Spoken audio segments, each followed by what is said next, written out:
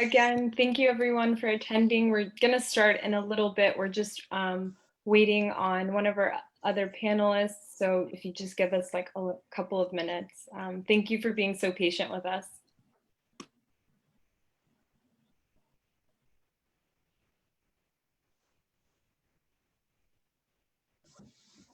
While you're waiting, feel free to drop your name and where you're from in the chat with the other people attending the panel.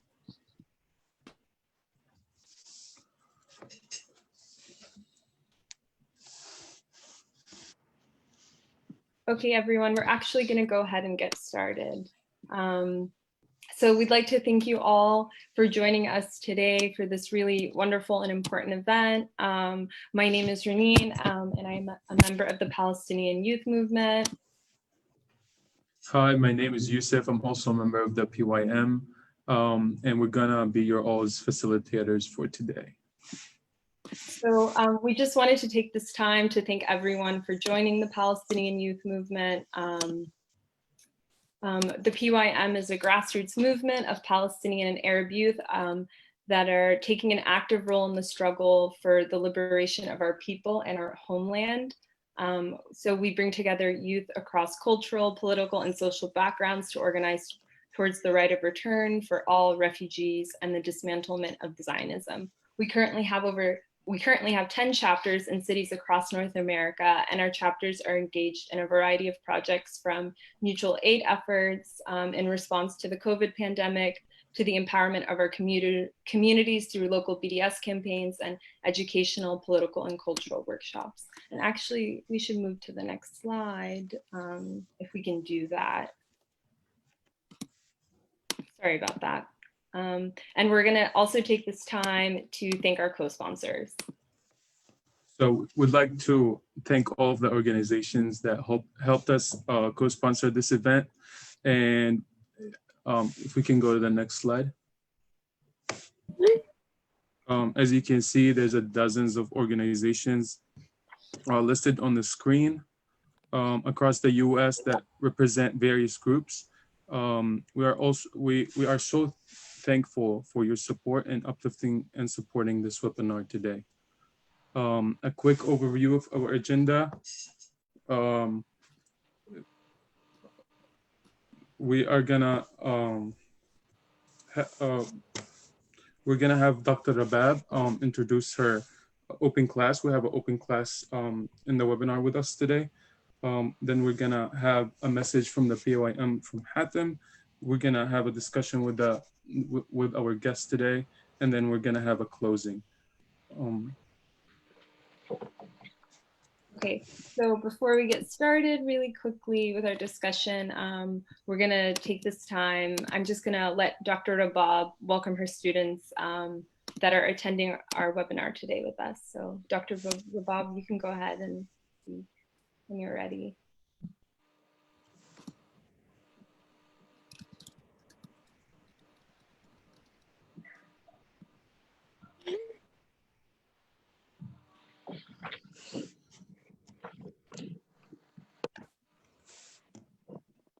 My students, actually we have students from two Ahmed Studies, Arab and Muslim Ethnicity and Diaspora Studies program at San Francisco State University. One class is Introduction to Arab and Muslim Communities, and the second class is Islamophobia. And the students are joining us. Both are online classes. We already have one Zoom. Today is the second that they are joining us.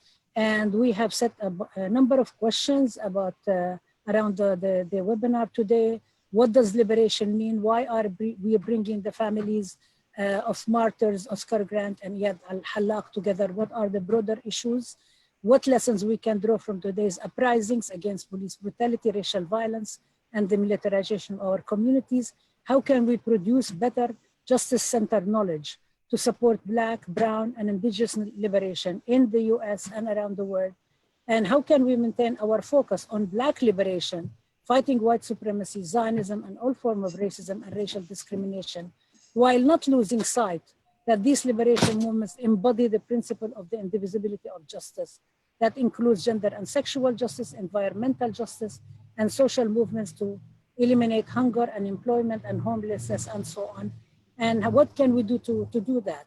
So this is part of Ahmed Open Studies Classroom. Since Ahmed started in 2007, we have actually insisted, inspired by the spirit of 68, the strikers from 1968, the longest strike in the history of the United States student movement, to bring the community to the university, university to community, hold ourselves accountable as an academic program, and co-produce knowledge and co-learn together in teaching Palestine and other justice-centered production.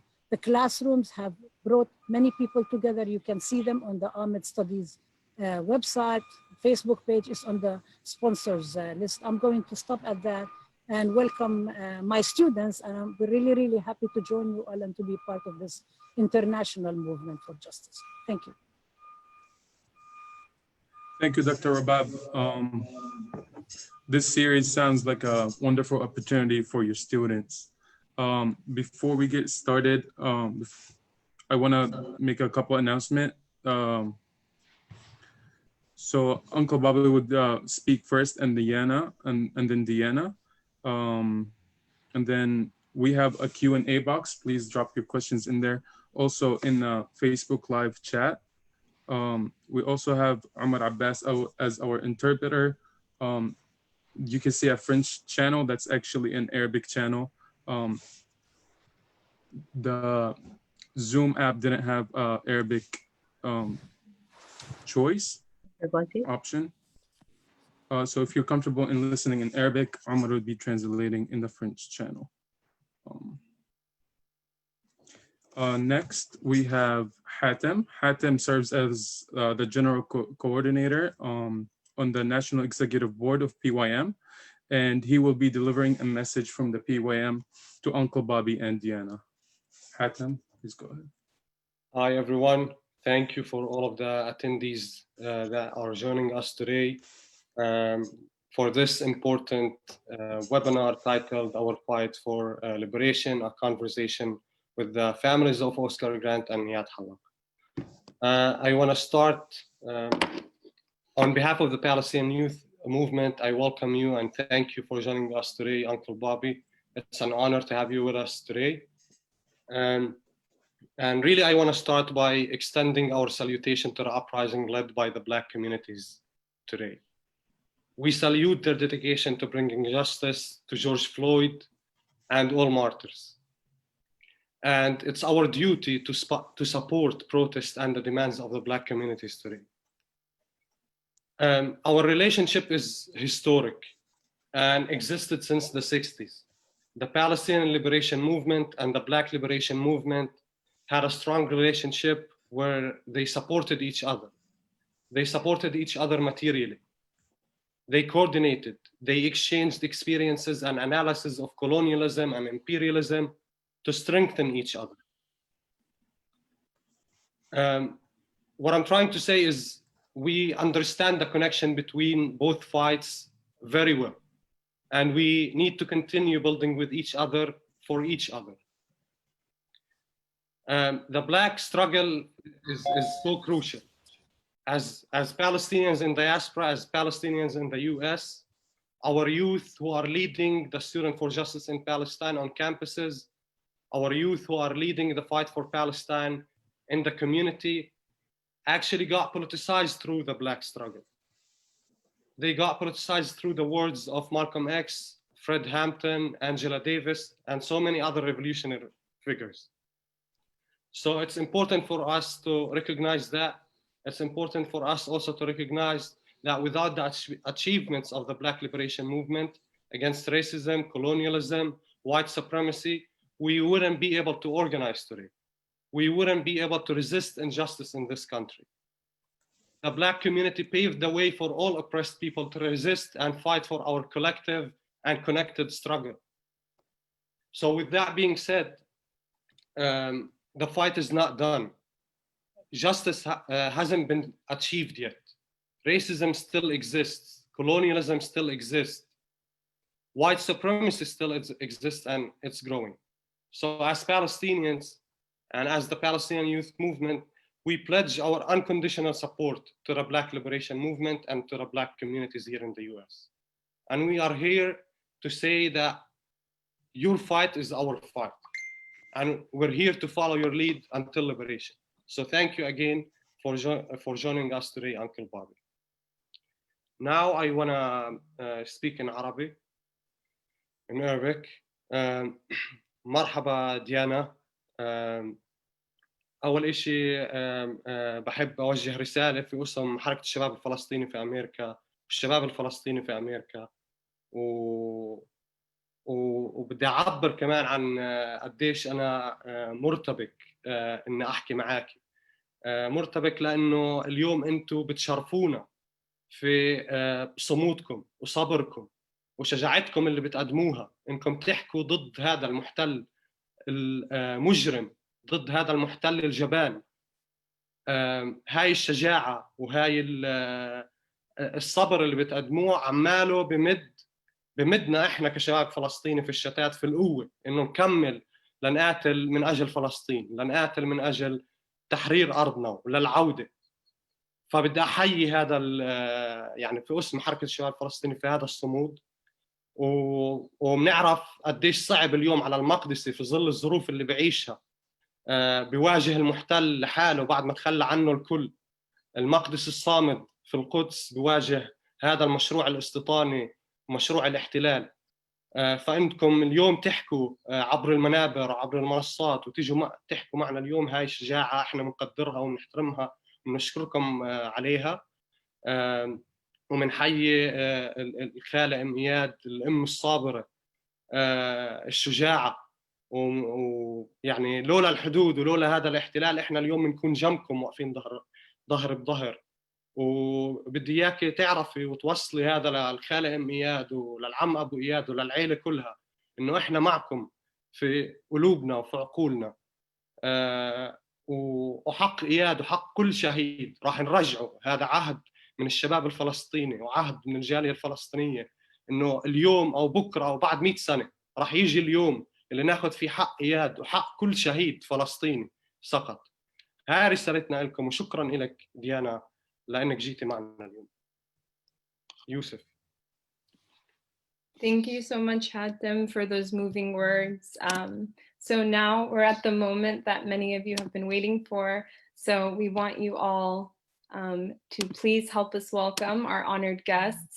Today with us, we have Uncle Bobby, who is joining us from Oakland, California. We're so thankful that he could be here with us today in the midst of mass uprising and protests in the streets of Oakland and across the US since the murder of George Floyd and countless others like him. I know Uncle Bobby is often speaking in the streets. Just yesterday, he was out there in the streets speaking and marching. So we're so thankful that he's taken the time to join us today. So just some background information. Uncle Bobby is the uncle of the late Oscar Grant. He's also the co-founder of the Love Not Blood campaign and the Oscar Grant Foundation. For those of you who don't know, Oscar Grant was a 22-year-old Black man who was shot and killed in Oakland by a Bay Area Rapid Transit police officer on New Year's Day in 2009. Grant was unlawfully detained on the BART with several other passengers and was fatally shot in the back by a second officer. Local communities all responded in mass protests and civil actions, but proper justice has not yet been served. Wanda Johnson, Oscar Grant's mother, has stated in response to the recent murder of George Floyd over a decade later, it's heartbreaking to see that we are all still nowhere. I'm going to pass it off to Yusuf to introduce our next speaker, and then we're going to go into our discussion with Uncle Bobby. We are also so honored to be joined by Eyad Hallaq out of Jerusalem. We would also like to thank her for being on the webinar with us, despite the fact that it's late for her in Jerusalem right now. Some background information. Eyad Hallaq is the sister of late Eyad Hallaq, a 32-year-old autistic man who was executed by Israeli soldiers in Jerusalem on Saturday, May 30th of this year. Hallaq was walking from his home to his center, Al-Wan Al-Quds Center, a school dedicated to people with special needs that he attended daily for the past 6 years. when he was called on by Israeli soldiers to stop. Hallaq, fearful and unable to comply, attempted to flee, but was shot by an officer who followed him behind a dumpster where he sought shelter. Despite the pleas of Hallaq's caregiver, a witness to the crime, Hallaq was shot 3 more times at close range. Again, we just want to thank both Deanna and Uncle Bobby for being with us. And we just wanted to start the discussion off. We're going to ask Uncle Bobby some questions and have a discussion with him. And then we're going to move to Yusuf and Deanna and ask her some questions. And then we're going to go into our joint Q&A. So Uncle Bobby, if we could get started with you if you're ready. I know you've been patiently waiting for us, so we're thankful that you're here. Can you tell us a little bit about who Oscar Grant was as a person and how he was remembered by those who knew him? Maybe you can explain a little about his story, who he was, his dreams and his aspirations.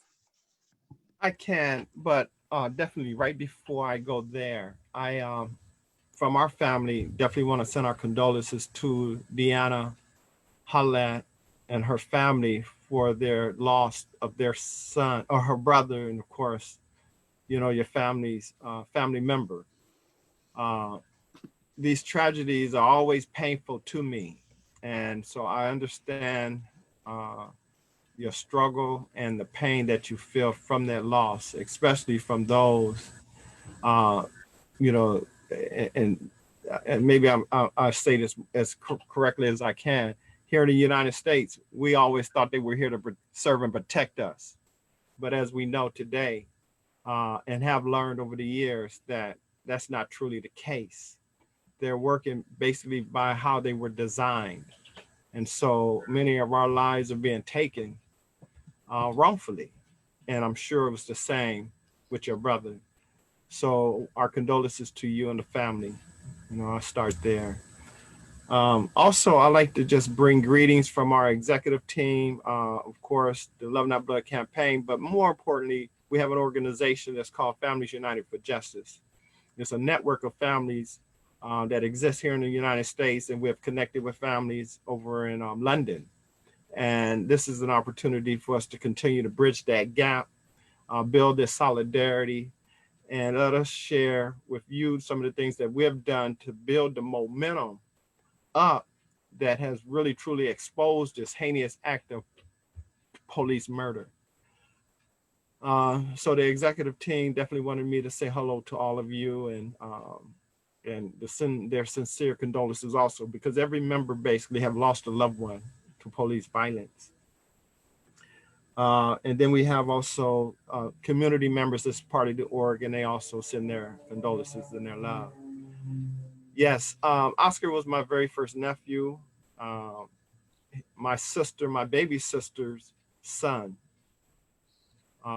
Oscar, my son, was very close, and so Oscar's father, of course, was locked up in this sick prison system that they had, so he was absent without his father. So I did what I can to represent that male that he could look up to, and provided the info that he needed as a young Black man, and and presented the ills of the society to him the best that I could. But yet, as you know, on January 1st, 2009, he was still murdered. Not that he had did anything wrong, because it was caught on video. So we thank God for the video. We thank God for the community here in the Bay Area. We thank God to our Palestinian brothers and sisters that actually recognized Oscar and also stood up and shouted justice for Oscar. I am Oscar Grant. And so much love goes out to the world for loving on us as a family and embracing us and giving us a chance to be able to stand, to understand what we had to do to move forward, to get justice. And it was because of that, for the first time in California state history, an officer was arrested, charged, convicted, and sent to jail. Now, we don't count it as a victory, but we do count it as a historical mark, because sadly, there's bodies still being murdered in this country, all over this country. Since Oscar's murder, just here in the state of California, we have over 1,300 that has still been shot, and no one held accountable. And of course, if we look at the United States, based on when Oscar was murdered to today, we have over 1,300 or 13,000 that has been killed since Oscar's murder, and very few officers ever held accountable. Only one in the state of California, and that's the one that killed my nephew, but there was an uprising that took place, and we had support from all around the world. So this conversation that we have is very important to me, because it helps begin to build and bridge that gap that we may have, so we can rekindle this relationship of understanding that we are both in the same type of struggle, and that you know, there's a pathway that I believe that we can share with one another that will help us all get out of it, so that we, especially here in the United States, can rid ourselves of white supremacy, or Zionism as it is in Palestine. So yes, Oscar was a very loving nephew. I mean, he was loved, you know, he only had one sister. So, but with his sister, he was like her big brother, even though she was older than him. He was one of those people that would come in a room and you would be automatically magnetized to, because of his smile, because of his love for people, because of his energy and just who he was. And, you know, and the blessing that God has given us, putting him on earth in our family to bring community together. A good example of that was when he was on that platform, when he was murdered. He had Samoans on the platform. His Latino friends was on the platform. His black brothers was on the platform with him. You know, his fiance. You know, and just others. You know, it was a whole host of us, people of color specifically, that was together on that platform, enjoying, at least attempting to enjoy life. And yet that tragic murder that occurred that night, which is still painful for me, still painful for many of us, is, you know, I'm not sure if the listeners are aware that there was a movie that was produced by Ryan Coogler, the same young man that produced Black Panther. His first movie was Fruitvale Station. And those that watch Fruitvale Station understand that Oscar could have been their brother, their father, their friend, their cousin, you know, someone that they know personally. And so it's a very impactful, emotional movie that put a face on who we are and helps us, sadly, begin to find empathy, you know, in those that have suffered this type of harm and crime. And that's what we have to do today, is we have to put a face on my young brother that was killed wrongfully in Palestine. You know, so we have much work to do. You know, again, I want to just thank you for inviting me and allowing me to be on this call. I really appreciate it. And I hope that I can be of service to help continue to bridge this gap. And then in closing, you know, Oscar says thank you too for this attempt to bridge the gap, or this way of bridging the gap. Because he guides pretty much everything that I do, and I know that he would want to see that, because that's who he was. So I'm gonna stop there. Thank you. Yeah, Uncle Bobby, thank you so much.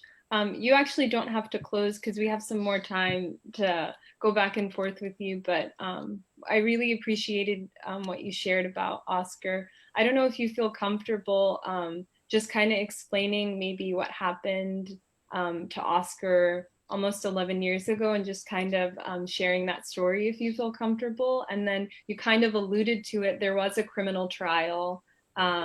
And the police officer, I believe they went through a trial, but maybe you can explain a little bit about what happened, and just tell our listeners about what happened that day and then that criminal trial, just to give us a little more context if you're comfortable. Oh yeah, I can do that. So for all the listeners and those that are watching, on January 1st, 2009, at the Fruitvale BART station, my nephew and all his friends was coming back from the fireworks that they saw in San Francisco, having a good time. On the train, there was alleged there was a confrontation, and a white commuter, this is how many of us Black folks are killed in the United States. A white commuter calls and says that there's a Black and Latino gang fight. which was untrue. But it was a tussle because an old white friend of Oscar's and him had disagreements from something that happened in the past, and they grabbed each other and they kind of, rocked around, and the train was too tight for them to really do anything. And they broke it up and they both went their own ways. But this white commuter said there was a black and Latino gang fight. And so that brought up these other officers at the Fruitvale BART station, required the train to be stopped. They go into the train and they pull off Oscar and all his friends. That same officer eventually calls Oscar's a bitch ass nigga. Just really crazy. Punches Oscar's in the face, knees Oscar. This is all on video. So what I'm saying is that you can witness yourself that Oscar hadn't did anything wrong. And eventually he pointed to Jackie Bryson and my nephew Oscar and said, those two are going to jail. So Jackie on his knees, puts his hands behind his back, they handcuffs him. Oscar's on his knees, puts his hands behind his back. Instead of handcuffing him, Johannes Mesley pushes him forward. When he falls, he goes to brace himself from hitting his face on the concrete, and they jump on his back. For whatever reason, I guess, they just felt they had to restrain him and beat him up a little. And his arms is pinned under his body. And so Mesley is yanking at his arm because now he's going to handcuff him. Tony Peroni is 6'1", 250 pounds, straight racist. You could tell he ate a lot of steroids. He had his knee on Oscar's neck, just like what we saw with George Floyd, and his hand on Oscar's face. His knee was on Oscar's neck so hard that Oscar was saying, I can't breathe, I can't breathe. His hand was on his face where he was pushing it through the platform floor, and he cracked the bones in Oscar's face. So Oscar said, I can't breathe, I can't breathe. His friend Carlos is kind of pinned by them, and he's hollering, they on my legs, they on my legs. So Tony Peroni switches position, which allows Oscar to pull his hands free to crisscross behind his back to be handcuffed, which he does. And Johannes Mesley then stands up and shoots Oscar's in the back and said he thought Oscar had a gun. Okay, the bullet goes through Oscar's body, hit the pavement floor, bounced back up, hits him in the chest. And of course, it kills my nephew. The Johannes Mesley, who shot him, claimed that he thought Oscar had a gun, but later, as he got his attorney, changed the story that he mistaked his weapon for his taser. But we know no officer is going to pull out a taser if they think you have a gun. It just doesn't make sense. But anyhow, so of course my nephew dies. But what's important is to gather the resurrection of Oscar through the community. Being that it was caught on video, it was the first in the 21st century, very similar to those who may know Emmett Till in the 20th century helped set the pace for the civil rights movement that took place.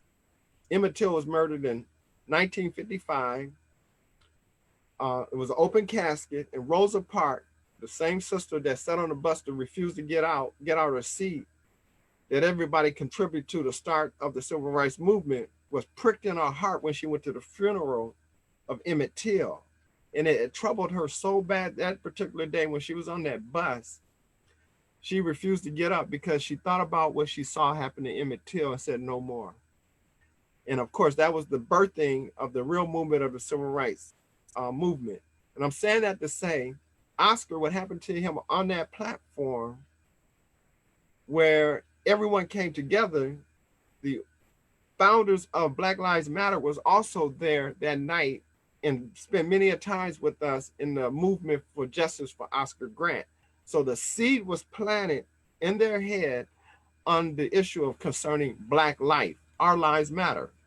And that's what we begin to talk about on a regular basis. And so between 2009 to 2012, when Trayvon was murdered, they had been troubled with 3,000 more police killings. And so it birthed in them the idea just to write a letter to say that our lives matter, Black lives matter. And that letter then became what mass media and white media like to say is the focal point of the movement for Black Lives Matter. The Black Lives Matter movement happened with Oscar Grant. And so we can't talk about Black Lives Matter without talking about Lisa Garza, Patrice Corers, and Opal, who actually are the founders of that name Black Lives Matter movement. But the movement started in Oakland, and the real political work began in Oakland to what we see today in the uprising with the murder of George Floyd. And so I wanted to make sure we understood where it started, what was the flashpoint, and what had much to do with that was the technology that we have with cell phones. And so definitely we went on a campaign for the cell phone. But the resurrection was one thing. The getting him arrested was from the community. Going into trial, the judge immediately told us that we had to make the crowd go away, that if we did, as a family didn't make them go home, that he would make our case last 5, 7, 10, 12 years until they all go away. But we as a family refused to do that, because I was actually myself personally glad the crowd was there, glad that the things happened that happened. You know, people was upset that Oscar was murdered, and it just came out. And so whatever way it came out, for me, I couldn't control how you express yourself. So I understood it. And it was okay, whatever way you felt that you needed to express what you witnessed and how much pain you experienced from what happened to Oscar. So we refused that. But in the middle of the trial, the defense attorney making an argument that Oscar was trying to resist arrest, he took the silhouette of Oscar's body where the bullet penetrated his back and asked the judge, could he name it KKK? Now, for us, those that know our history, the terror that the KKK brought into our community was gruesome and egregious.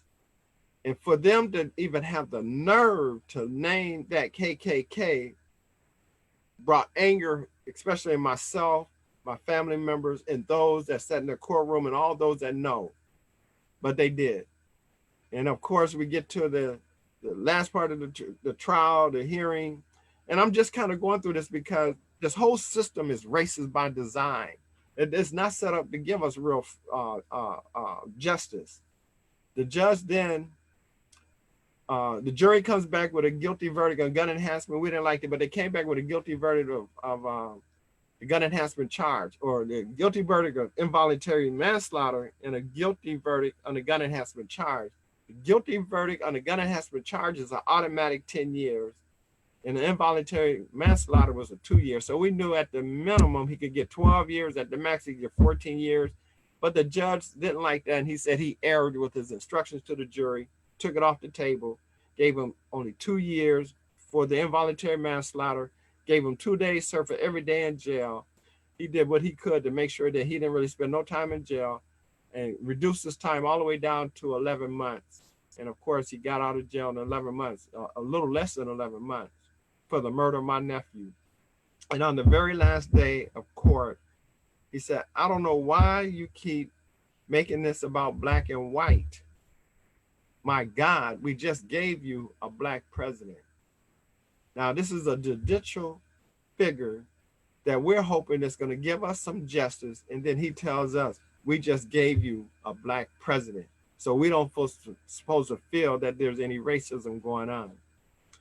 So that's really the essence of the night of the shooting, through the trial, and of course the journey to make the world know that police violence is real, that we all got to equip ourselves with our cameras, pull those cameras out and shoot back through your lens by recording every police stop, upload it to YouTube, upload it to Facebook, tweet it out, so people can really see just how heinous police violence is in the United States.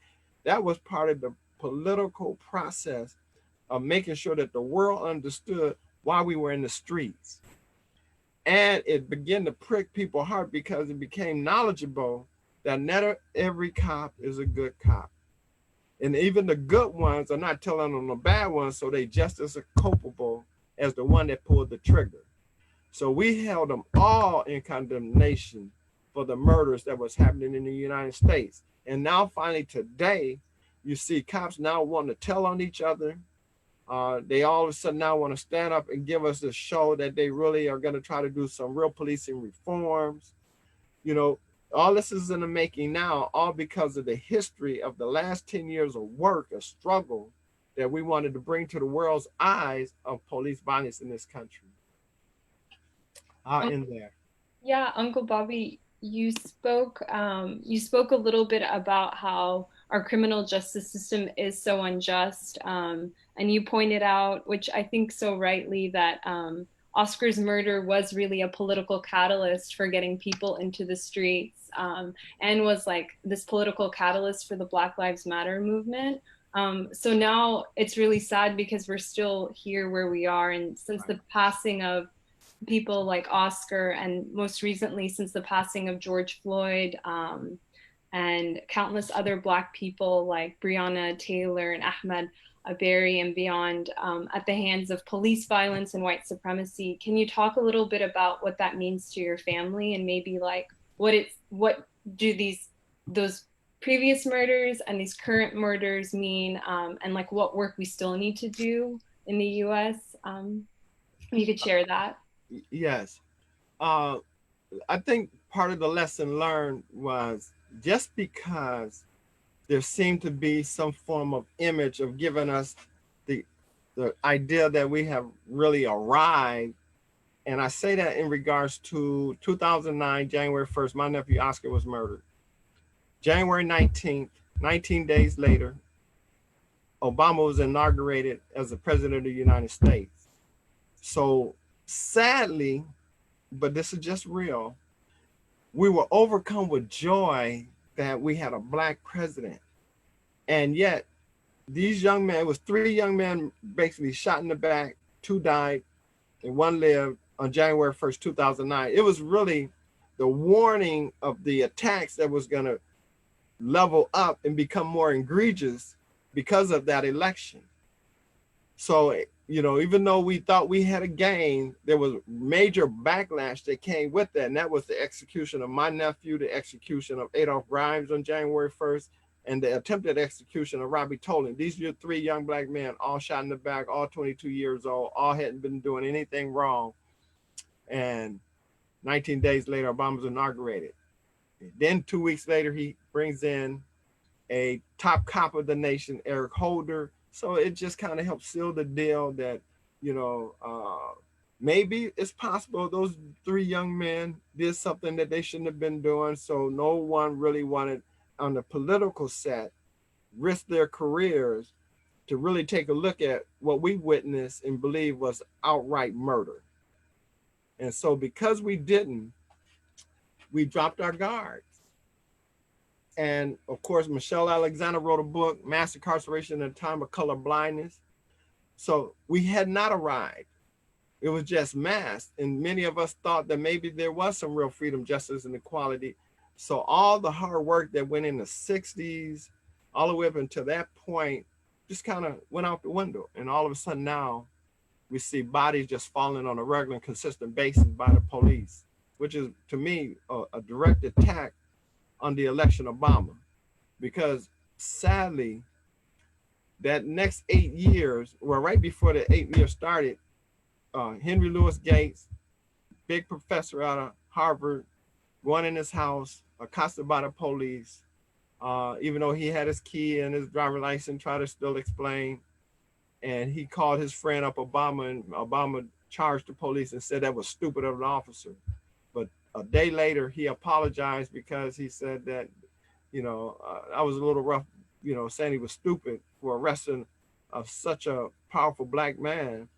But we're going to talk about race relations. And he had what was called the Beer Summit, you know. And so some of you, I'm sure, is aware that there was supposed to be a beer summit in the discussion concerning race in this country. But it was right at that beer summit that nothing was resolved, nothing was ever talked about. It wasn't transparent. And so who knows what really, you know, maybe they were just drinking beer for all I know. But the bottom line is this: right after that, the escalation of Black life being murdered across this country went off the chart. And so for us as a family to see this over and over and over impacts, you know, myself to such a degree, is like, will we win? But I've always believed optimistically that as we chip at this beast and as we begin to make gains with this beast, you know, he erode white supremacy that is only going to get worse and more egregious. And that's what's happening. White supremacy is falling. These statues that represented slavery and the incarceration of our folks, we are finally waking up that these are all symbols that created the servitude in us, not paying attention to how powerful white supremacy is. And now we recognize that and we begin to start pulling down white supremacy everywhere. And because we're pulling it down all across this country, this beast, white supremacy, has now upped the ante to make sure that it stays with the power that it has. And so that means a vicious attack has been launched on us, and it's going to happen. It's going to even get worse. I'm sad to say that, but it's going to get worse before we actually topple it completely. But as long as we persevere and don't disregard any method, you know, a brick through a window, I'm not going to disregard that. The pieces of legislation change that I've made, you know, I'm not going to disregard that. You know, the fact is that there are many different routes we can take to bring the real freedom, justice, and equality that we need. And so, you know, the work is also entails bridging the gap, you know, reaching over into London and reaching over into our Palestinian community and building relationship with families that's impacted by their policing system, you know, like this that we're doing today. Sharing what we have done to build up a network of families. Any family that get killed in the United States now is embraced by a family member somewhere that has had maybe a little bit more experience down the road about this pain. But because we've been doing this so long, we have pockets of families all across this country now that will go embrace the family first, shelter them, help give them some form of balance, and present the hope that we as one voice can really bring systemic change. And I'm believing today, because we have done that over the years so much, that's why we see families standing basically at the forefront of the movement that is happening across this country, giving voice at the table concerning police violence and reform.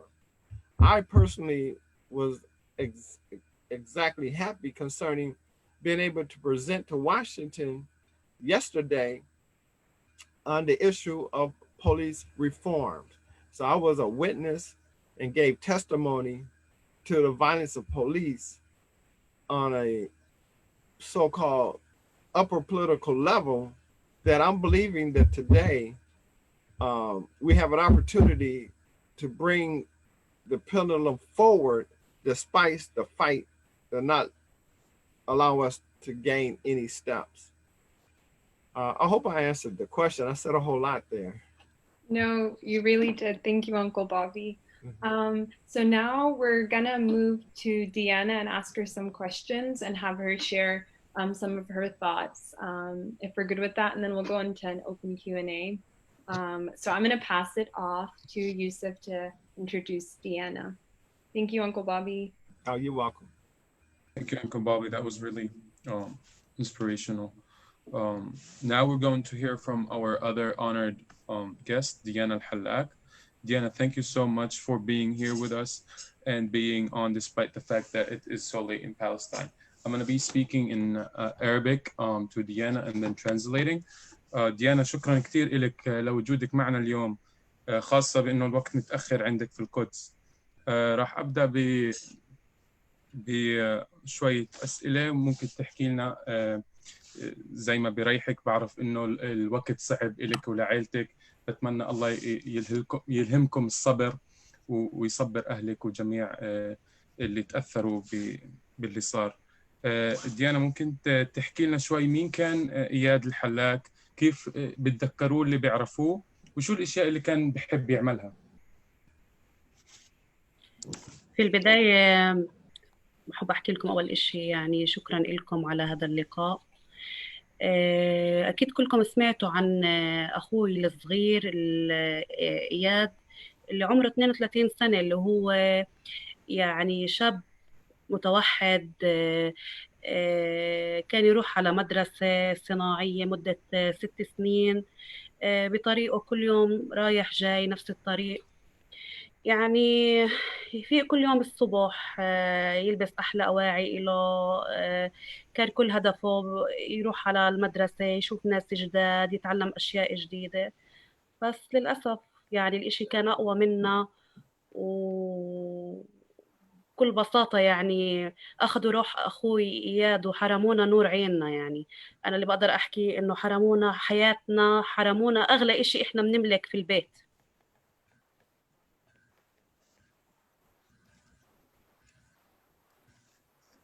Thank you. شكرا ديانا. ديانا بتشكر Diana thanks everyone and thanks us for giving her the opportunity to be here. She says, we heard about the killing of Eyad, the autistic guy that went to school on that same way every day. He took the same road every day. He was very excited about school. He wanted to meet new people. He always wore his best clothes to go to school, but the Israeli oppression took his life away from them, took the hope that the family had about Eyad getting better and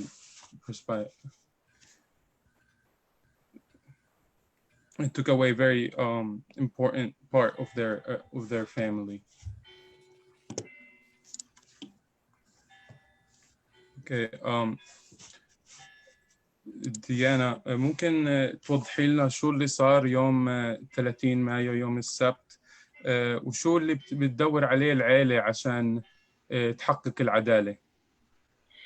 في يوم السبت 30/5 إياد فاق الصبح بدري بحدود الساعة 6، طلع من البيت على مدرسته اللي هي شقة بجانب المسجد الأقصى باب سباط. وهو بالطريق ما بعرف إيش صار معاه، الجيش مناديه، الجنود منادينه، مرتبك خايف. فاللي صار إنه يعني إحنا عرفنا من شهود العيان الموجودين هناك إنه نادينه خايف. فلما خايف وحسوا إنه هو ارتبك ما حكوا معاه أي كلمة. قاموا في البداية أطلقوا 3 رصاصات على إجريه. فلما أطلقوا 3 رصاصات على إجريه هو خاف، بلش يمشي بحركة سريعة. بالصدفة وهو بمشي التقى هو ومعلمته الموجودة في المدرسة تاعته اسمها وردة. وقف جنبها ومعلمته بلشت تشوف الدم عم بنزل من إجريه، فصارت تصيح بأعلى صوتها على الجنود تقولهم إنه هذا طالب بالمدرسة وهو متوحد، ابعدوا عنه. في كرت على صدره، في كرت بقلب جيبته، هي بتوضح مين هو إياد. ما تكملوا الطخ. إياد من خوفه صار يحكي ويقول وردة أنا معها، أنا معها، أنا معك، أنا معك يا مس وردة، أنا معها. فهم لما سمعوا أنا معها فكروا إنه إياد معطي السلاح لمعلمته. قاموا 3 جنود، 3 ضباط إسرائيليين هجموا عليه، ومن مسافة الصفر أطلقوا عليه بحدود 14 رصاصة، وهجموا على المعلمة تاعته وطلبوا منها إنها تطلع السلاح اللي أعطاها إياد. لحديث ما قالت لهم يعني إنه هو ما أعطاني أي إشي، وبتقدروا تتأكدوا إنه في بقلب ملابسه وفي بصدره كارت إنه هو بيوضح إنه هو طالب ذوي احتياجات خاصة. هذا اللي صار مع إياد. طبعا إحنا وصلنا الخبر بعد بساعة من مدرسته إنه إياد متصاوب. ما حكولناش إنه إياد يعني بلحظتها هو فارق الحياة. بحدود أقل من نص ساعة لقينا بحدود 50 شرطي موجود في البيت بطريقة همجية كتير. بلشوا يدوروا بالخزاين بأواعي إياد، بكل إشي بخص إياد إنه إذا في سلاح، إذا في إشي بدينه. طبعا غير الكلام النابي اللي وجهوا لنا إياه، غير الضرب اللي ضربونا إياه. وآخر إشي يعني طلعوا إنه ما لقوا أي إشي وسحبوا حالهم وراحوا واحتجزوا يعني جثمانه عندهم لليلة كاملة لقبلوا إنه يسلمونا إياه للدفن مع يعني بعض الشروط، إنه يمشوا الشباب في مسار معين، ما يهتفوا، ما يحملوا أعلام، إنه تكون جنازة هادية جدا يعني بدون أي تعبير عن نوع من أنواع الغضب. فكان يعني الوضع كتير مؤلم إلنا، إنه على الرغم من إنه كان الإشي طريقة التعامل مع الوضع كتير سيء، إلا إنه كمان هم ما راعوا هذا الإشي، وكتير يعني كانوا طريقتهم في التعامل معنا كتير كانت همجية.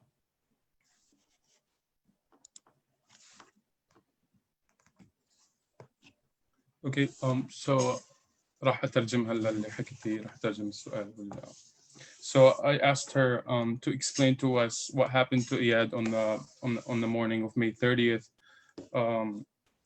and I'm gonna translate her response.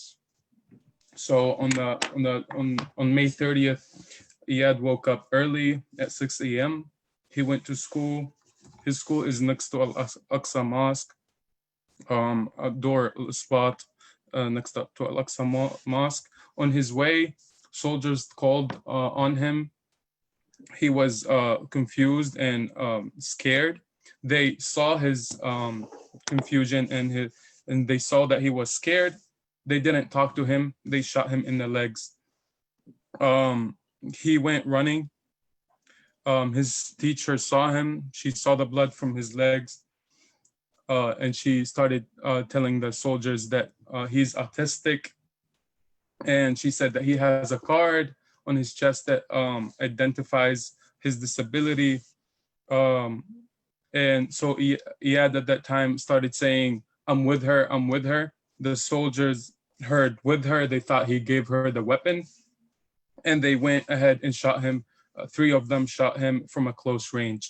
And then went ahead to question the teacher about giving up the weapon. Of course, the teacher told him, I don't have anything, and you can make sure you can see that he has his ID and his identification as an autistic individual. So the family didn't know about what happened until an hour after, and 30 minutes after that, 50 police officers showed up in the family's house, looking through the house, using nasty words and being physical with the family, looking for anything that they can find to press charges against the now passed Eyad. So of course they didn't find anything of use to them, but they did keep Eyad's body for the whole night and only agreed to give it away, to give the body to the family under conditions that his funeral would have limited amount of people, that they would not carry any flags, and for them to stay quiet.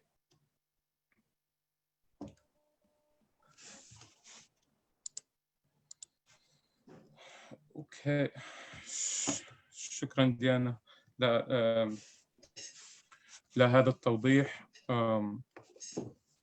إشي كتير صعب إن نسمع هذا اللي بيصير بفلسطين، وخاصة يعني للناس اللي الأكثر حساسية بالمجتمع واللي محتاجين أكثر عناية بالمجتمع. كيف بتشوفي استشهاد إياد كجزء من معاناة الشعب الفلسطيني؟ أكيد.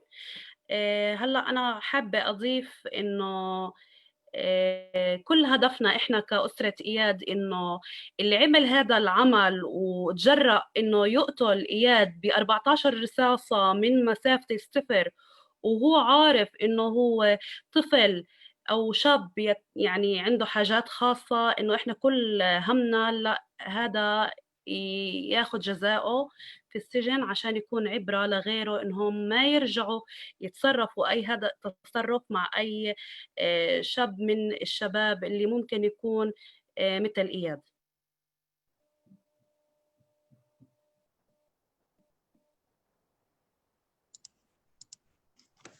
Okay, so Diana wants to add that the family's goal is to find accountability for the person who killed him, who killed her brother with 14 bullets, 14 bullets in his body.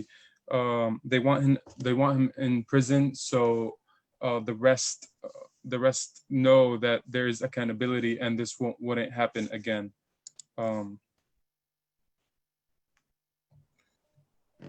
ديانا ممكن تحكي لنا كيف إحنا كمجتمع فلسطيني ممكن نعمل أكثر لأصحاب الهمم كالمصابين بالتوحد، كيف يمكننا ضمان سلامتهم وحمايتهم ودمجهم بالمجتمع؟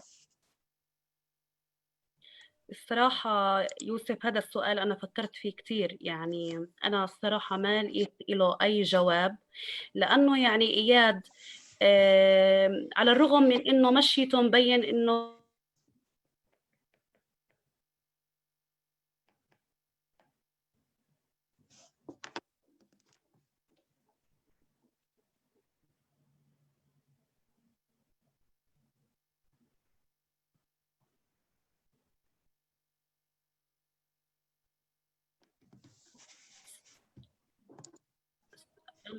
سوري، إنه على الصراحة يعني على الرغم من إنه إياد كانت مشيته مبينة إنه هو شاب عنده حاجات خاصة، حامل كرت على صدره وفي بجيبته كرتين ببين إنه هو من أصحاب الهمم. إلا على الرغم من هيك، بالرغم من تحذير كمان المعلمة، إلا إنه إياد تعرض للقتل بدم بارد.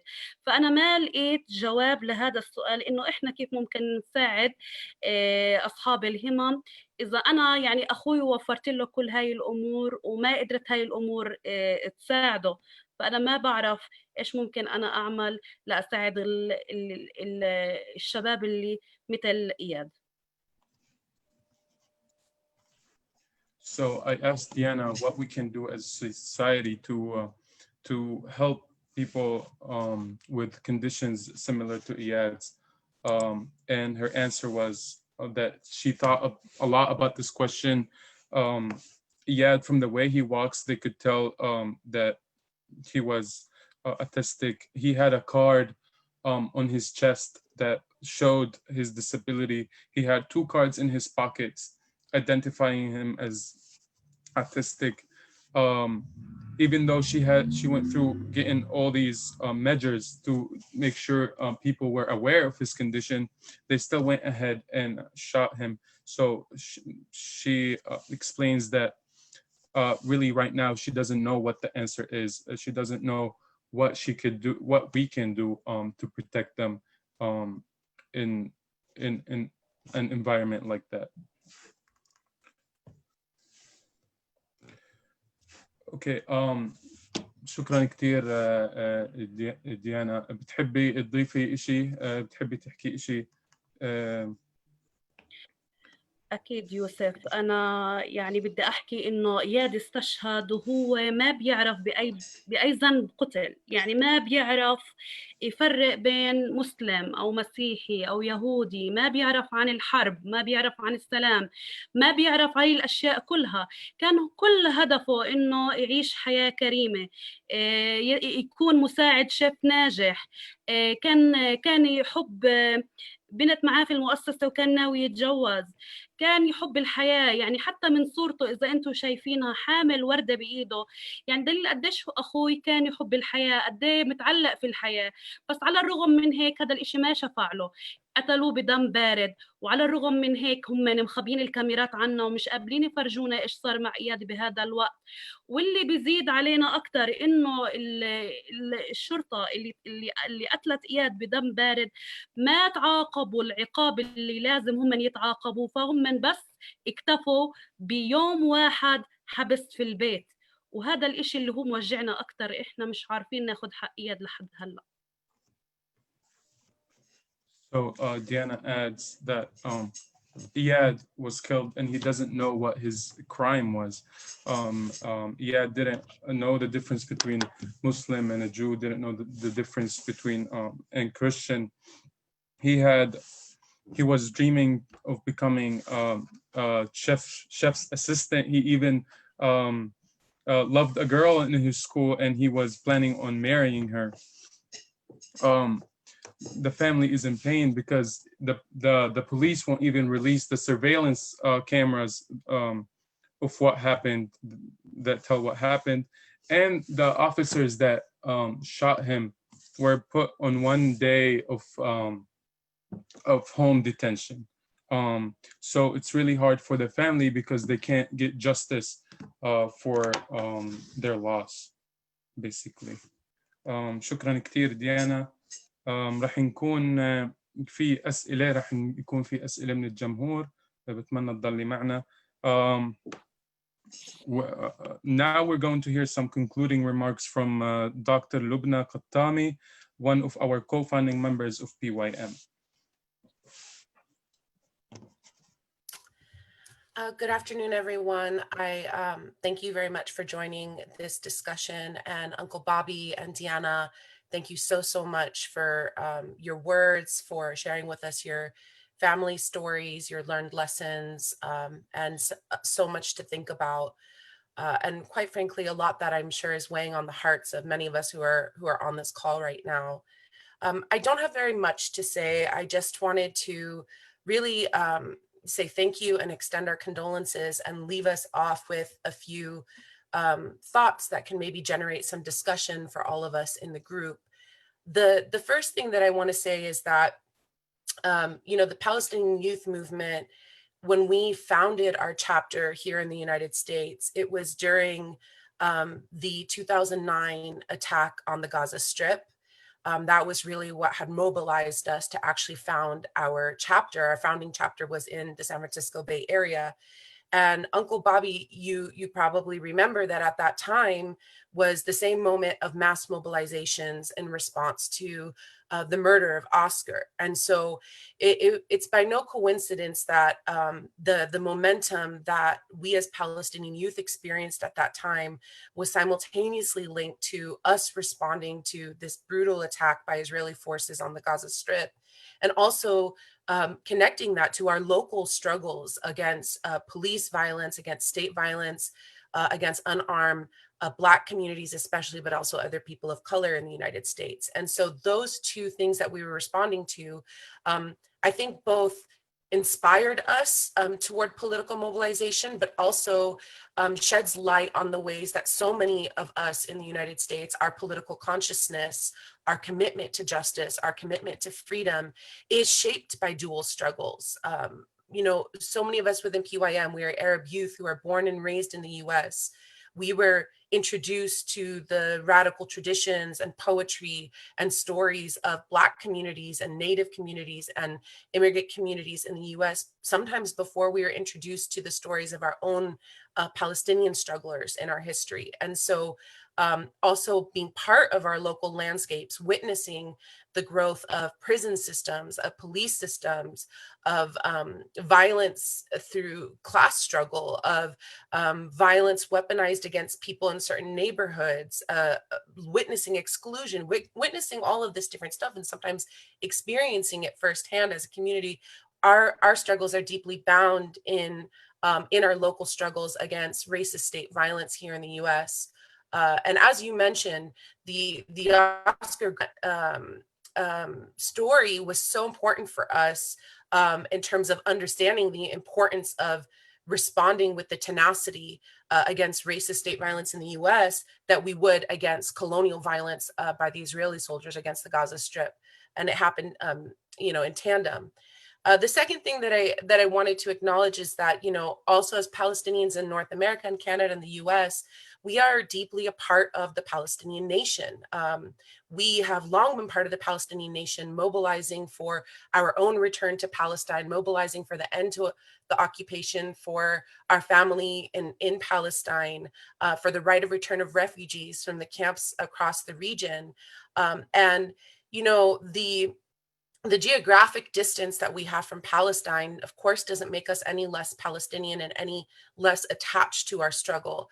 The story of Eyad, I explained to Diana earlier this week, really, hurt the hearts of many in our community in the Shatat, just as the fallen martyrs before him.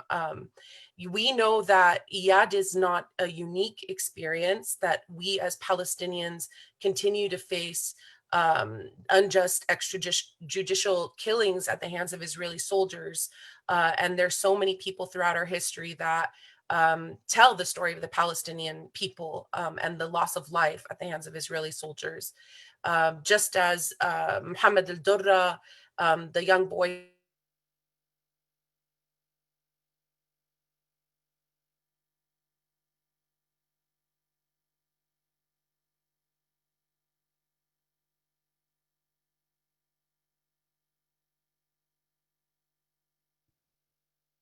unjustly taken, that was stolen from us. And so he reminds us of our commitment to ending occupation in our homeland, of our commitment to ending the violence against our people and the theft of our land.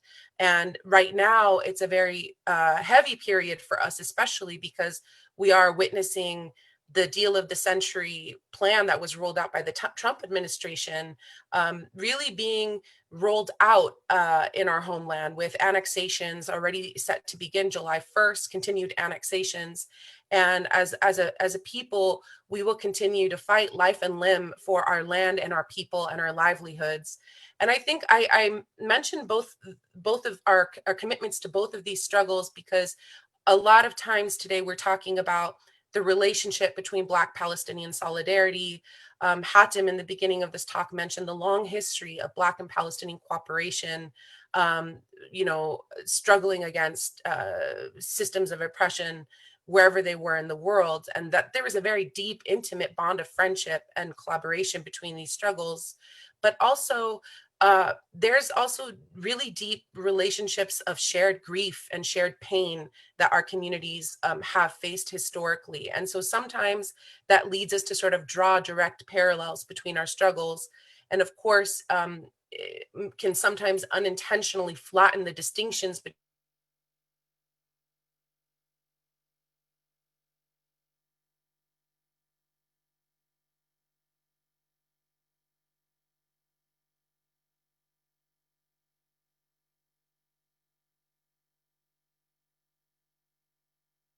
for justice and to fight for freedom for all of our communities. But it's also important to be very mindful of differences between our community, to not appropriate between each other's struggles, and to be self-reflective and to listen and to think about how do we participate in overlapping movements without flattening the demands and specificities of those movements. So I just want to say one more time, a great thanks to Uncle Bobby and to Diana, and that we as PYM, Palestinians and Arabs, and our allies who are on the call with us, we really are pledging our commitment, again, our dual commitment to the movement for Black lives, to end the expansion, to end the prison industrial complex and racist police violence here in the United States, and to end colonial occupation in our homeland. And the last but not least, Diana illustrated it so beautifully. We really have to, as a community, account for people within our community who are the most vulnerable. And so centering people with special needs, thinking in our activism and our movement work that links questions of race, class, gender, and disability, for example, those are so important. And, as Diana said, when she said that she didn't know what it was that she could have done differently to protect Eyad, I mean, I think that goes to show so much of the experience of what we're just seeing here with George Floyd right now. This is a man who was saying that he couldn't breathe over and over and over and over again. In Eyad's case, his caretaker was saying he has special needs. Look at his card. And he was saying, I'm with her, I'm with my teacher. And that couldn't, that couldn't save their lives. And I think it goes to show that there's only so much that people can do, but we need to be very mindful about not blaming the victims and about challenging systemic violence, because there's no reason that anyone should have been killed, from Oscar Grant to Eyad Hallaq, George Floyd to Rayshard Brooks to Mohammed al-Durra to Mohammed Abu Khadir, and all of the martyrs in between and beyond. So thank you so much all for tuning in, and I'll leave the rest of the time so we can have a fruitful discussion, Q&A with Deanna and with Uncle Bobby.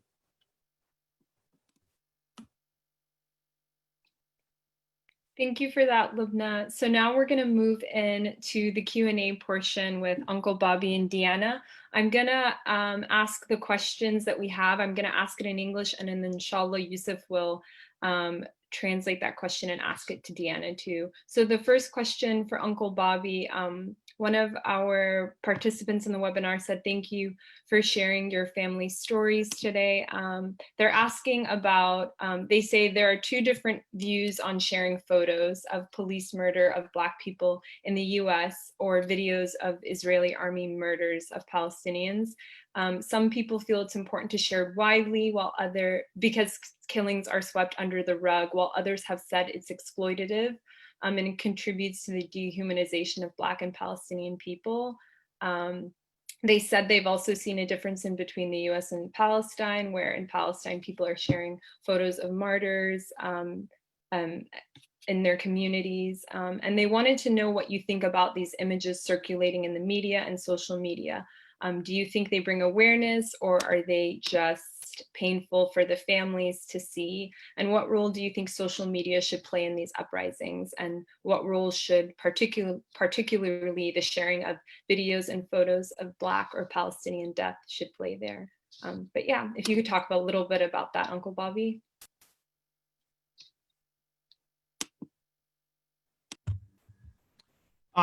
Yeah, sure. So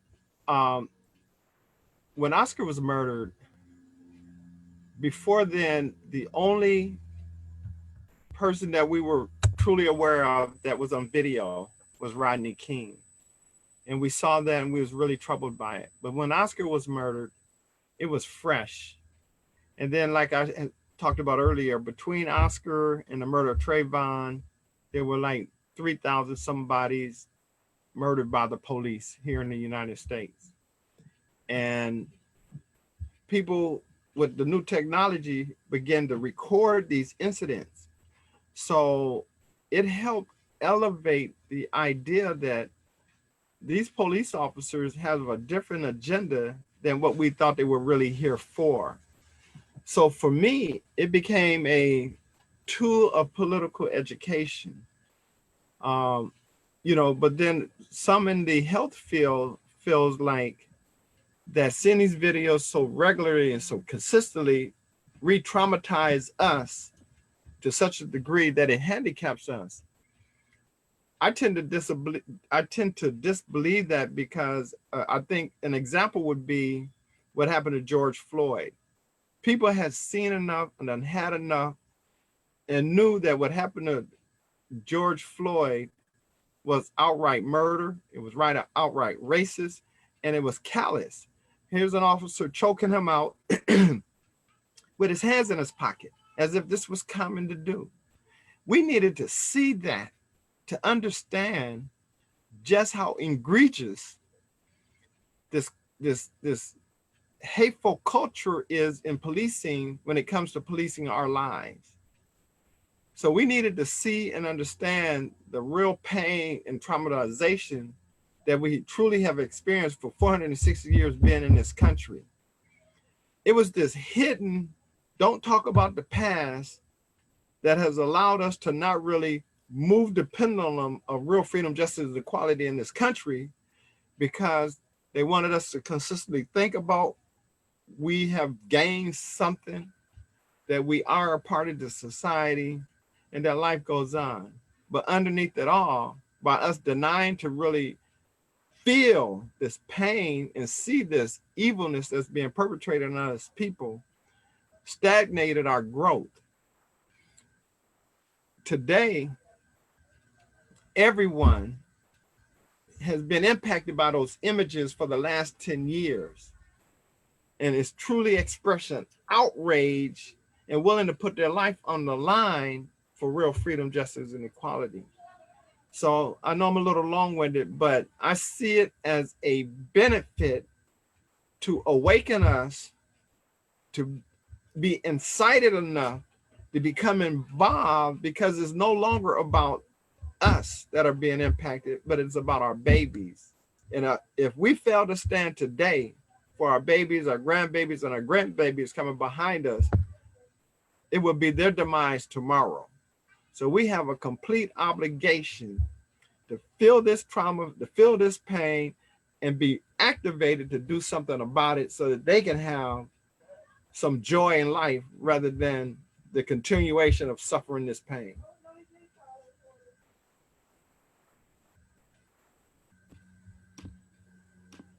Thank you, Uncle Bobby. I think Yusuf's going to ask a similar question to Deanna. Yes, thank you, Uncle Bobby. So I'm going to ask a similar question to Deanna in Arabic, and then I will be translating the answer. Deanna, ممكن تحكي لنا شو رأي العائلة بصور إياد المنتشرة؟ هل هذا الإشي بيساعد العائلة ولا مؤلم للعائلة؟ الصراحة إنه كان في بعض الصور هي صور مؤلمة نفسيا للوالدة والوالد، خاصة كمية الرصاصات اللي توجهت لإياد في المكان اللي انقتل فيه على الحيطان، دمه اللي كان على الأرض. يعني في بعض الأشخاص صوروا هاي الصور وتم إرسال هاي الصور لوالدي ووالدتي. كانت الأشياء هاي مؤذية نفسيا كتير إلهم. أما بالمقابل كان في بعض الصور اللي هي كانت نفسيا كتير داعمة إلهم، لما كانت في حملة تضامن مع كل الشباب التوحد اللي مثل إياد، الحاملين الوردة اللي كان حاملها، وكلهم كاتبين يعني إحنا إياد، عاملين هاشتاج وردة أنا معك. هاي الأشياء يعني الصراحة هي كانت داعمة نفسيا للعيلة عنا، يعني أفلشت قلوبهم. بس إنه فيش إشي يعني ممكن إنه يعوض وجود إياد بيننا.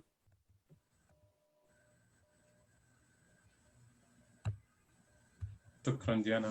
So I asked Diana how she feels and the family feels about pictures of Eyad being shared, and if that hurts the family or is helpful to them. So she went ahead and explained that some pictures were really hurtful. Some of them were bear to get a lot of weight on the parents, especially of parents of Eyad.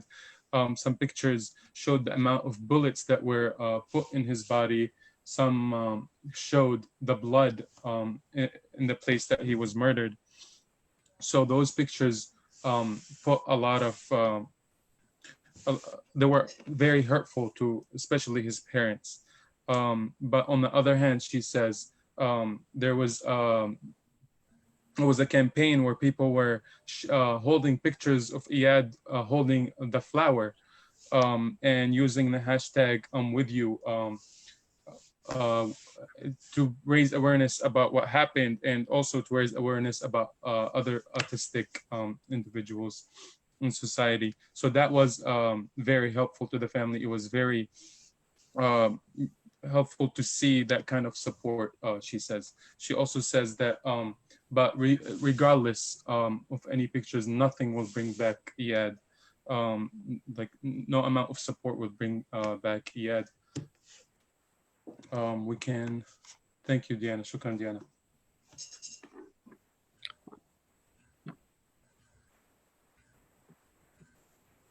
Thank you, Deanna. Thank you, Uncle Bobby. I just want to encourage everyone, we're doing the Q&A right now. So if you're watching from Facebook Live, you can drop your questions on Facebook. If you're on our Zoom call, you can also drop your questions in the Q&A slide. So the next question is, one of our webinar attendees is asking, I think this one's for you, Uncle Bobby, what types of things do you think that students on college campuses can do right now to amplify the calls for the Black Lives Matter movement and to like sustainably support these groups so that change actually occurs? Sure.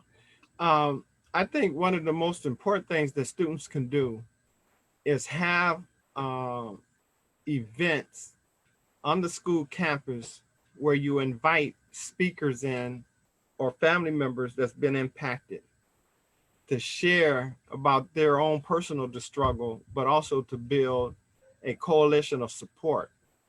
One of the things that we did when Oscar was murdered was that we went to high schools, we went to middle schools, and even some elementary schools, and helped garner a vision of what these students wanted to see and what they believe happened to Oscar. And we were able to get, as an example, 8,000 postcards with views from our students that we spoke to, that we shared with the judge. But those same students that shared their feelings about what they saw and their parents maybe crying, or saw what their parents going to protest concerning Oscar, or what they themselves witnessed and saw themselves, those same students today are adults, young folks that have become attorneys, that have become social workers, psychologists, and I can just name educators, social justice educators. So when I'm invited to an event to speak, I'll always get a young student that comes up and said, Uncle Bobby, I want to thank you for coming to my school and speaking to me. That changed my life. And I decided I wanted to become a psychologist because the trauma of us experience, what you and your family experienced, became my concern about how to help a family get through that type of struggle, or a young man becoming an attorney. So for me, it was well worth going to these schools, speaking to these students, and them even having us come to the school to speak to them. And so to me, that was the birthing of what we see happening today in the outrage of what happened to George Floyd. So there's power in that. You know, it's a building tool, is a way to continually build the political education needed about the heinous act of police violence, the heinous act of course, what's happening in Palestine with the Israeli soldiers. It becomes a tool for us to build coalitions, to understand that the only way we're going to get past this is to understand it's not isolated, as the media always try to play it as being isolated, a one bad cop. You know, it's important, you know. I'm just going to flash to the pictures really quick and then come back. The mass media always take the pictures of our loved ones to criminalize them. They show and talk about their past if they can find anything. And even if they don't find something, they make it up. But they always give a criminalizing picture, some picture of something that they may have done, whether they've been incarcerated, what have you. But the whole idea is to get you and us and everybody else to look at them and view them as less than a criminal, or criminalize them to a point to where you don't take interest in their struggle. And so the videos shows the act. It puts a question mark on why did he kill him? And it's irrelevant whether he had a history or not, because I seen that brother get shot in the back for doing nothing. But yet they criminalize him by showing their own personal images. And then we rehumanize by showing the images of our loved ones, whether it be through the rose, the flower, or just some history, you know, the Oscar with his daughter, you know, Oscar with his grandmother, Oscar with his mother, you know, that neutralizes for me the video that showed the act that had just occurred that killed Oscar.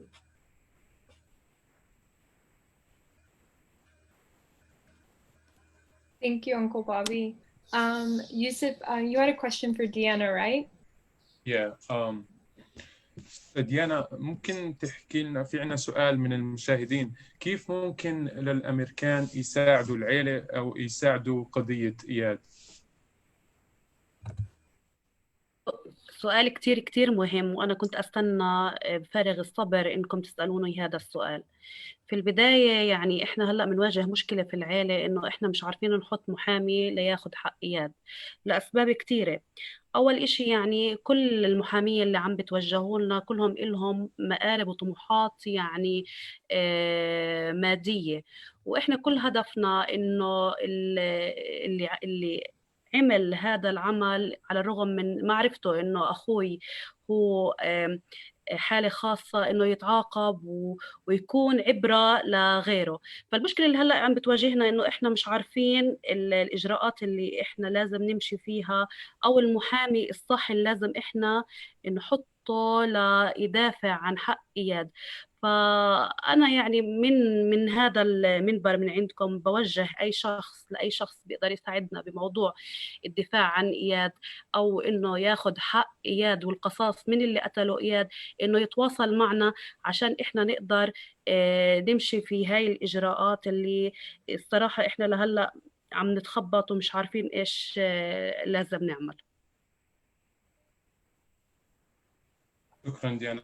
So I asked Diana, what can Americans do and us people in America do to help the family in the case of Eyad? And she explained that she was waiting for this question.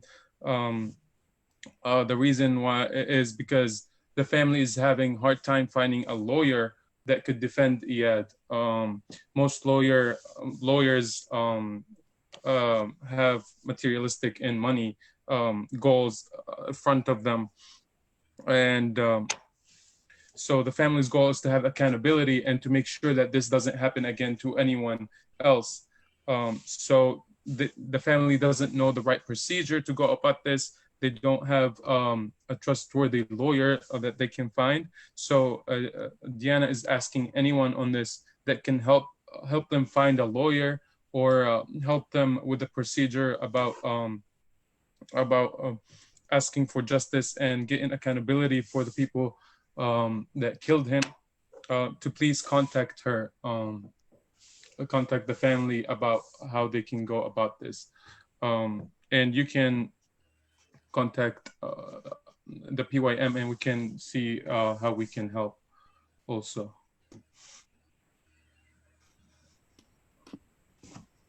Our next question is for Uncle Bobby. You talked about the network of families who have experienced the murder of loved ones by the state and how they exchange support. Can you talk maybe more about your experience, Uncle Bobby? And then Yusuf, maybe you could ask Deanna in her context. Yes. I can remember when Oscar was murdered, 3 families from New York came out and they embraced me. And they actually cried, you know, of course I dropped tears too, you know, for the loss of Oscar, but they were just so pained by what happened to Oscar. But that was a transforming moment for me because I was just so appreciative that these 3 family members that have lost their loved one came out to California to stand with us in our journey to get justice for Oscar. And I knew then the power of support when it comes to impacted families embracing another family. So we have had a chance to really embrace families here throughout the Bay Area, all the way across the state of California, all the way to Ferguson, to Baltimore, to Chicago, to Florida, New York, you know, all over this country, we have embraced the families that have suffered the same pain. And by doing that, we have created within that same family the idea to do the same thing because it's called healing through resistance. And when you do that, it empowers you to begin to get some clarity in what you need to do, but also this journey is not just about you, it's about all of us. And you become concerned enough to want to help someone that have just experienced the same type of pain.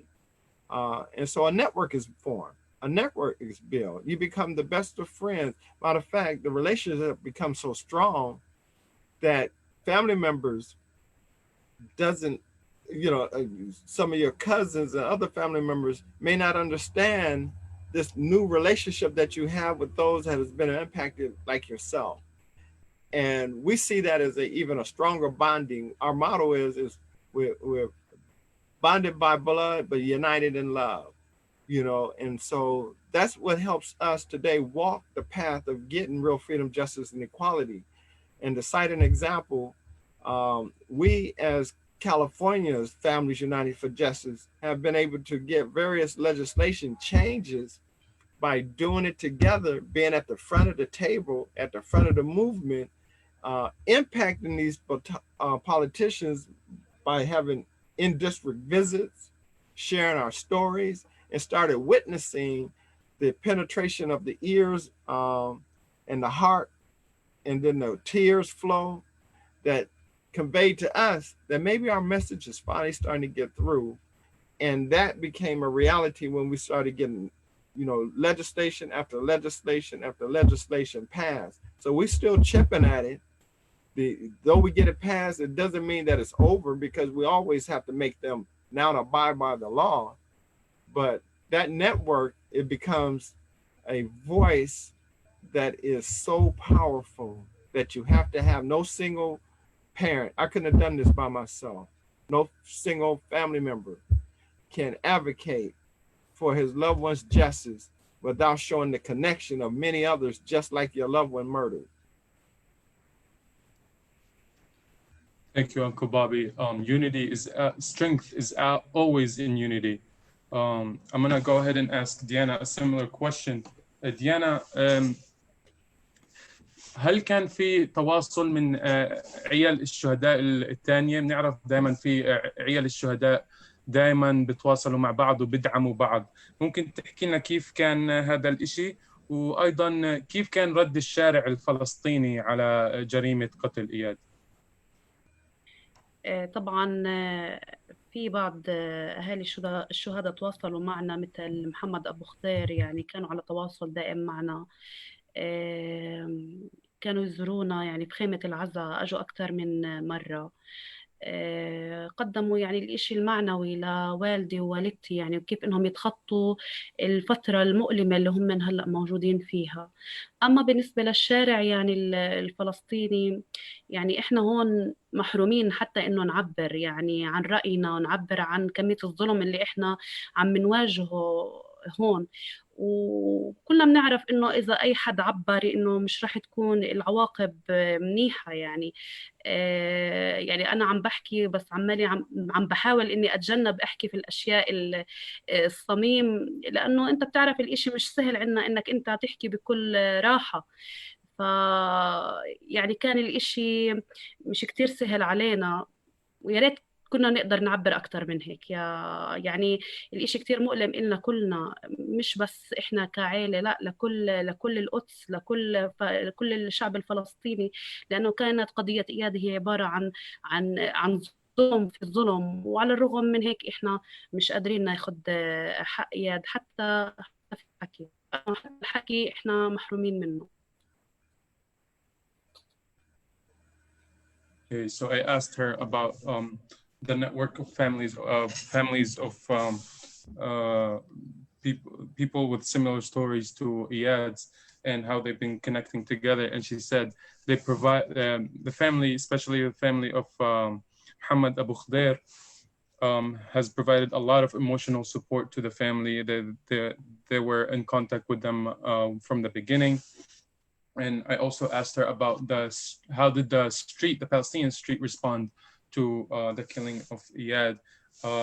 And she explains that Palestinians don't even have the right to speak.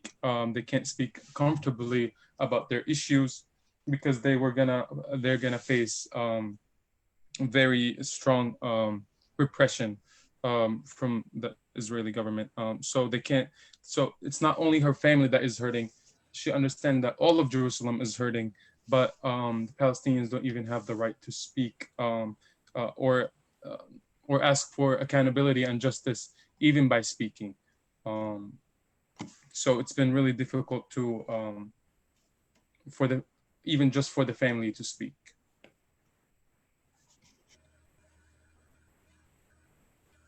Thank you, Yusuf. I think we have time for one more question. There's a question for Uncle Bobby that is asking about, they're asking do you think that there's a parallel between today's social media videos and Dr. King's strategy of showcasing the violence against peaceful protesters in the civil rights movement in the evening news? They're just asking if you see similarities, I guess, in tactics and what we've seen before and how we're seeing protesters use videos and how they're protesting and how it's being broadcasted. Yes, there's similarities are real. Many of us forgot what happened during the civil rights movement because we thought we had arrived, and so we buried that. But as these are now resurfacing, we see just how far we have come. And so, yes, the videos that was used then, the images that was used then, reminds us of how important it is that we never forget our struggle, and that it's so important that we look at that incident or that particular struggle to learn from. That's why when I talked about Oscar and the 3,000 killed before Trayvon Martin, the whole psychology behind this game is to not allow us to see the full magnitude of the pain suffered behind police violence. So if we stop at Trayvon, there's 3,000 more heinous acts all the way to Oscar that we don't see, which in essence really waters down the violence that is being perpetrated against us.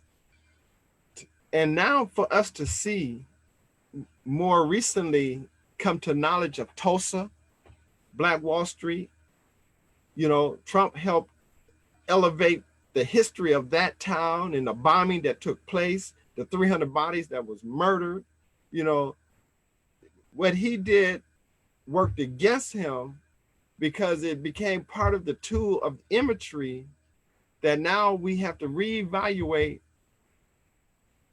our situation when it comes to understanding if we do have this success, if we do get our own piece of territory or land, we also going to have to defend that. Because what we saw happen in Oklahoma, Tulsa, it happened in Rosewood, it happened to 60 other towns that was predominantly Black that was thriving. And so there's much to be learned from those images. There's much to be learned to understand the relationship to why these images are related to what's happening today and how they can produce a way of thinking to better strategize on how to get the real freedom, justice, and equality that we want. You know, and I'll close with this. May Till, Emmett Till's mother, had an open casket funeral because she wanted the world to see just how evil racism is. And when the world, when us at that time, the world saw what happened to Emmett Till, it became outraged. And the reason why we allowed them dogs to bite us and them to put them water hoses on us and for King and them to cross the Selman Bridge to be just only stopped and beat down and hurt and maimed was because of what May Till did. And the fact that we had to face the reality that it was going to happen, but we can move forward, still getting our justice. So that is, we should never forget. It helps us never forget the pain. Thank you, Uncle Bobby. So now I just want to thank Uncle Bobby and Deanna again for joining us for this conversation.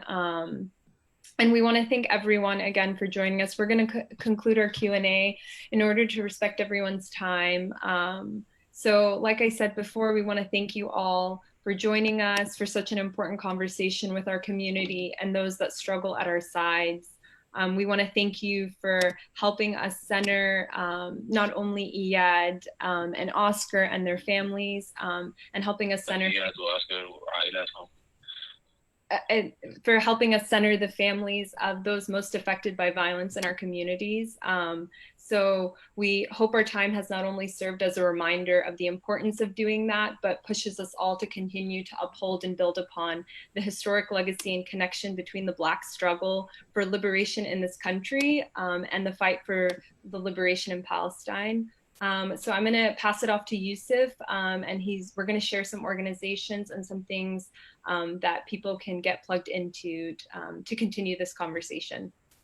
Right before Yusuf, right before you go, can I just share that we have a website that's called Families United for Justice. I'm sorry, FU4Jnetwork.org and LoveNotBloodCampaign.org. And both of these websites will help see the work that we've done and meet many of the different families that's been impacted. Thank you, Uncle Bobby. We're gonna link those things, and we can link that in the chat and post that on our Facebook for everyone so they can have access to it. Thank you, Uncle Bobby. Thank you. Thank you. Okay, with that, we want to share some organizations that are doing Black Palestinian joint struggle and some fundraising links that we encourage you to share. On the right, we have included a link to contribute to the school that Eyad attended. All the funds up to 15,000 will be support to the school, and past the 15,000 will support Palestinian students to study mental health. And finally, we want to encourage everyone in the United States to join the popular uprisings that are happening in the street and to materially support the Black struggle for liberation by giving your time and money to grassroots organizations working towards this in our communities. Also, please feel free to share any organizations that you know that are doing this kind of work in the discussion box. Thank you. We also just wanted to take our last moments together to thank our co-sponsors again. There have been so many organizations that have come together to help us put on this event. Oh, sorry. Okay, so as you can see, we are so fortunate to have the Adala Justice Project, Alauda, Anak Bayan, the Answer Coalition, Bay Area, the Ahmed Studies, American Friends Service Committee, American Muslims for Palestine, Arab America, Arab American Civil Council, Arab American Cultural Center, Arabs for Black Power, AROC, Beit Hanina Community Center, Berkeley Law Students, Eyewitness Palestine, Free Thinking Society, Friends of Sabil, North America, the Handala Coalition, Jews for Palestinian Right of Return, Jewish Voice for Peace, Jewish Voice for Peace Bay Area, Karama, Labor Palestine, Love Not Blood Campaign, the Malaya Movement Texas, the Mejdal Center, Middle Eastern Children's Alliance, Midwest SJP, National SJP, New Generation for Palestine, NorCal Friends of Sabil, Palestinian American Cultural Center, the Palestinian American Culture Center, PAC Houston, the PAC New Jersey, Palestinian Action Network, Palestinian American Women's Association, Samidoun, Unido del Barrio, U.S. Palestinian Community Network, USPCN, the Toronto Palestinian Film Festival, Within Our Lifetime, and Queers Undermining Israeli Terrorism and New Generation for Palestine. We also just want to encourage you all we're going to send out all the information, all the organizations that Uncle Bobby talked about. We also just want to encourage you guys, if you're Palestinian or Arab in the diaspora, to join a grassroots organization. And we want to encourage Palestinian and Arab youth to reach out to us, to get involved with us, and you can find more information about joining at the link that is included on this final slide. So with that, we're going to close out our webinar. Again, I want to thank Uncle Bobby for being here. It was so wonderful to meet you and to share this time and this space with you, and we're so fortunate that you found the time to meet with us. Also, Deanna, I don't know if you're still on, but we want to thank you too. And that's pretty much it. Thank you, everyone. You all have a good day. شكرا كثير ديانا لوجودك معنا اليوم. نتمنى من الله يصبر أهلك ويصبركم ويعطينا المجال إن نساعدكم بأي طريقة بنقدر. I want to add to the list also Arabs for Black Lives, his of the co-sponsors. With that, I want to thank everyone for being on this webinar. Really inspiring and very emotional. Oh, webinar. also, I'd like to thank Omar Abbas. He's a PYM member out from LA who helped us translate with Diana. So thank you, everyone. Have a good day.